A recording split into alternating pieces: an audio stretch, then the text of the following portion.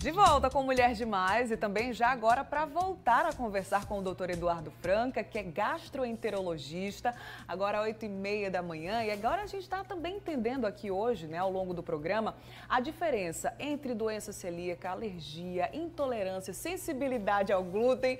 Assunto aqui no quadro Só Saúde, tá? Eu estava batendo um papo aqui com o Dr. Eduardo nos bastidores, falando sobre diagnóstico, né, doutor? Como é que fica essa situação? Existem exames que diagnostiquem cada uma dessas situações também? Essa é uma colocação interessante porque, sim, a doença celíaca é confirmada através de exames laboratoriais.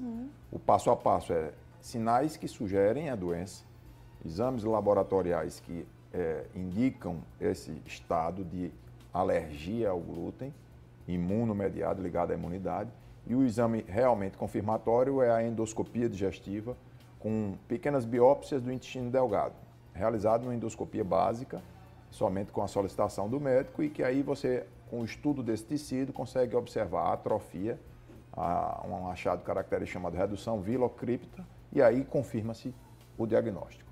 A quem é alérgico, mas não celíaco, nem os exames laboratoriais propriamente específicos, nem a endoscopia estarão alterados. Esse é o divisor de águas entre o diagnóstico. Entendi. Vamos direto para o nosso WhatsApp, né? Saber as dúvidas de quem está em casa no 991050400. A Maria disse o seguinte: bom dia, há umas 2 semanas, tudo que como eu fico com o estômago inchado, me sentindo mal, com a sensação de estar cheia de gases. Já estou até ficando preocupada, né? Porque melhorou só quando eu tomei remédio para gases. O que devo fazer? Isso pode acontecer, doutor? 2 semanas que ela percebe essa alteração, já pode ser algum tipo de sensibilidade? É pouco provável. Antes disso, a gente tem que pensar em gastrite, em intolerâncias mais comuns como a lactose, em alterações funcionais que a gente chama de dispepsia funcional, que está muito ligado ao estresse, ao cotidiano sobrecarregado. Então, é um achado inespecífico, chama até a atenção, pegando um gancho do caso de Maria, para que você amplamente não restrinja o glúten, como foi essa sua chamada, como um vilão, e por qualquer motivo você abra mão de ingerir glúten, pensando que ele é o único causador de todos os seus sintomas. Aproveitando essa pergunta da Maria, a pessoa ela pode desenvolver essa intolerância, essa alergia já na fase adulta, doutor? Existem causas para isso? Sim, a intolerância ou a sensibilidade ao glúten não celíaco, ela pode se manifestar a qualquer momento como um distúrbio da função do seu aparelho digestivo.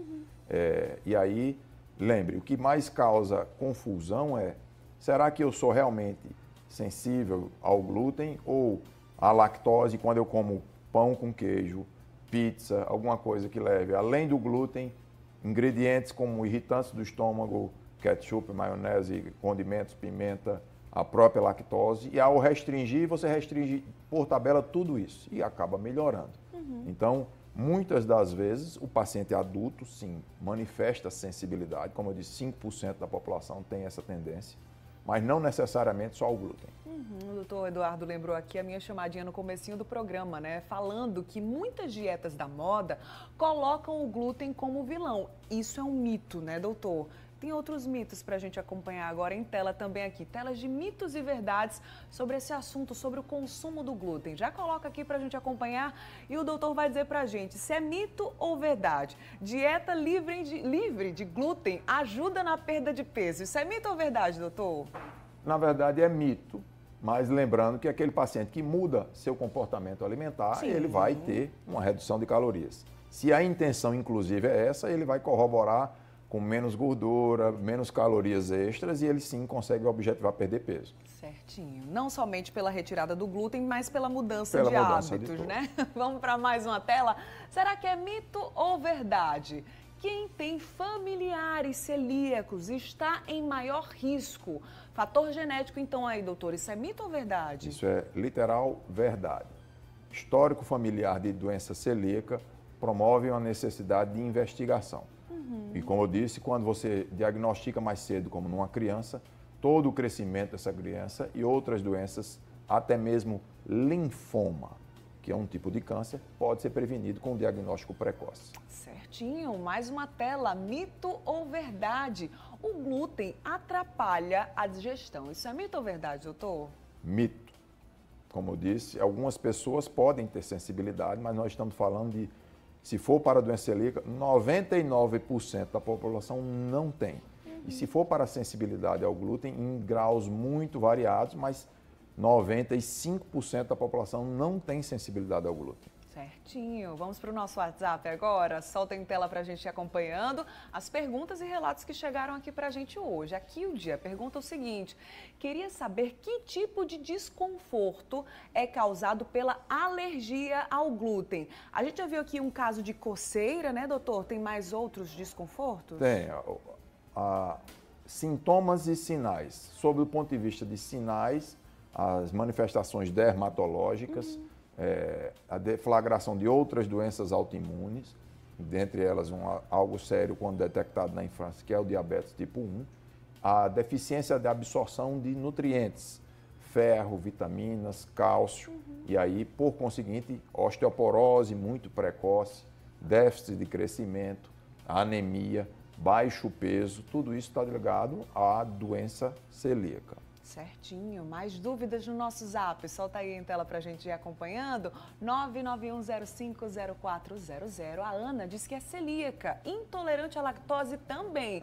E já há algum tempo ela vem tendo sensibilidade a vários outros alimentos. Pode ser aí já uma outra situação, né? A síndrome do intestino irritável. Não como glúten há mais de 15 anos. Já pensou, né? Uma mudança realmente assim no estilo de vida, na realidade da pessoa, né? Pode ser então já a síndrome do intestino irritável, já que ela vem percebendo outras características? Primeiro, parabéns, Ana, pela disciplina. É assim que se trata a doença celíaca, verdadeiramente se afastando de forma muito minuciosa do glúten e continue. Isso lhe promove saúde. Você pode ter intolerância à lactose, e aí o termo de intolerância é de não conseguir digerir. Facilmente adequado com uma dieta ou sem lactose, ou com alimentos de baixo teor de lactose, zero, ou a suplementação de enzimas. Então, um intolerante à lactose não significa que nunca mais na vida ele possa consumir. Sim. Isso é extremamente divulgado já. E há uma outra doença que pode ou não coincidir com um glúten alérgico, um intolerante à lactose e que por fatores do dia a dia tem síndrome do intestino irritável. É um estado. Pode perdurar por anos, mas é um estado. Só para você ter ideia da estatística, quem tem intolerância à lactose pode ter até 40% dos casos síndrome do intestino irritável em conjunto. Nada grave, um especialista trata isso, separa o joio do trigo e você melhora a sua qualidade de vida. Independente da situação, se é mais grave, se você está conhecendo os sintomas agora, buscar ajuda é sempre a melhor opção, né? Então busca um tratamento, busca um especialista. É por isso também que eu vou deixar aqui o Instagram do Dr. Eduardo para vocês acompanharem o perfil dele, seguirem ele por lá. É o @EduardoFrancaPB. Doutor, obrigada, viu, pelos esclarecimentos e mais uma vez aqui conosco. Obrigada de verdade. É uma honra estar com você. Estou à disposição para quem quiser tirar alguma dúvida pelo Instagram. Tudo certo. Até a próxima, viu? Boa semana.